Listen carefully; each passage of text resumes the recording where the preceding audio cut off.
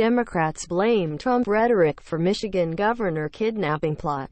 Enlarge this image. Toggle caption. Nicholas Cam, AFP via Getty Images. Nicholas Cam, AFP via Getty Images. Democrats on Thursday made it clear they felt President Trump was at least in part to blame for an alleged scheme to kidnap the governor of Michigan, citing the president's divisive rhetoric that has often found support among white supremacists and other hate groups. The FBI said it had foiled a plot by militia members to kidnap Gov.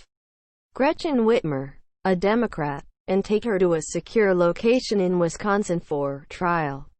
6 men have been arrested and are facing federal charges. In a coordinated move, 7 more people with ties to a far-right militia group are facing state charges in Michigan, pursuant to the state's Anti-Terrorism Act.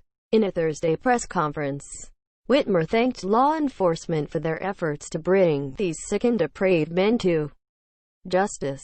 She also pointed to language by the president, particularly Trump's recent refusals to condemn white supremacists, as inciting this sort of political violence. Just last week, the President of the United States stood before the American people and refused to condemn white supremacists and hate groups, like these 2 Michigan militia groups. Stand back and stand by, he told them. Stand back and stand by. Hate groups heard the president's words not as a rebuke but as a rallying cry, as a call to action, she said. Whitmer was referring to one of Trump's responses in the Sept. 29 presidential debate in which he declined to condemn white supremacy. After days of criticism, he did condemn white supremacist groups in a TV interview.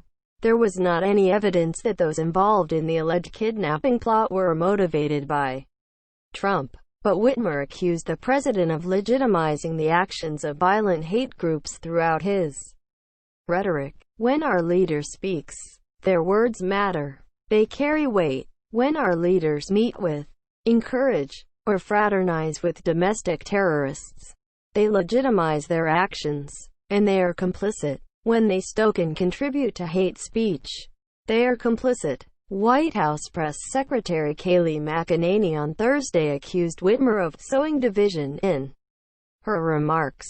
President Trump has continually condemned white supremacists and all forms of hate. Gov. Whitmer is sowing division by making these outlandish allegations. America stands united against hate and in support of our federal law enforcement who stopped this plot, McEnany said. Whitmer and Trump have been frequent critics of one another in recent months, sparring over the coronavirus crisis and how best to resolve it. In April, protesters frustrated with Whitmer's stay-at-home order, some armed, entered the state Senate gallery and tried to access the House chambers. The next day, Trump said Whitmer should give a little, and that the protesters are very good people, but they are angry. Earlier in the month, he tweeted, "Liberate Michigan," along with other states, in apparent opposition to governor's stay-at-home orders.